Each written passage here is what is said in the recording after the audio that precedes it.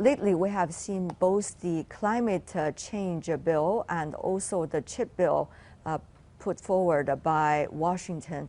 Many of those specific contents is being read very specifically, in a way targeting what is going on in China or between China and the United States. That is creating quite some concern. Professor, let me also ask you about the so-called decoupling issue. Keeping a relationship between the U.S. and China, between the U.S. and Europe for that matter, between the U.S. and India. Why is that so important? That's so important because if we don't do that, then things will evolve towards the United States creating its own sphere of influence and China creating its own sphere of influence. And so we would, I think, then be moving in the direction of a polarized world, a bipolar world. U.S. and China, with Europe somewhere in between, and Japan, and so on and so forth. That is, I think, what we need to avoid. We need to find an equilibrium where the United States feels comfortable manufacturing more of the strategic things that it needs to manufacture. We need to find a scenario in which China also feels comfortable, in the sense that it can continue to grow economically, it can continue to make progress as a country that eventually will be a rich country and technologically already quite advanced.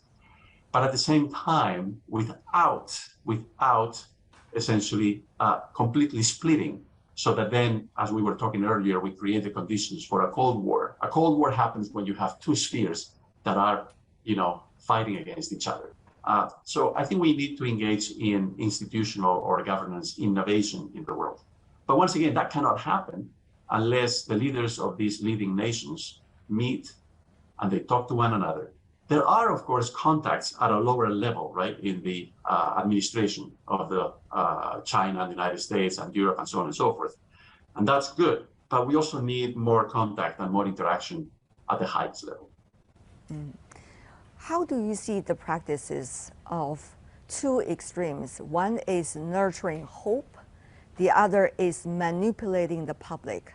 You have to be able to convey a sense of there's a future, and the future can be better than the one that we have today. But at the same time, you have to balance that with an accurate assessment of the reality right now.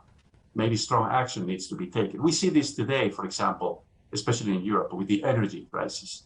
And we see governments trying to encourage the population and companies to save energy. But we also see a lot of backlash and people not really taking that seriously. I think the fundamental background problem is what we've been discussing, lack of trust. That is to say, the population in many of these countries no longer trusts the politicians as much as in the past. And therefore, when the politicians tell them we have to save on energy, people don't believe them, or they don't believe them, or they believe that they are exaggerating how much energy needs to be saved in order to make it through the winter.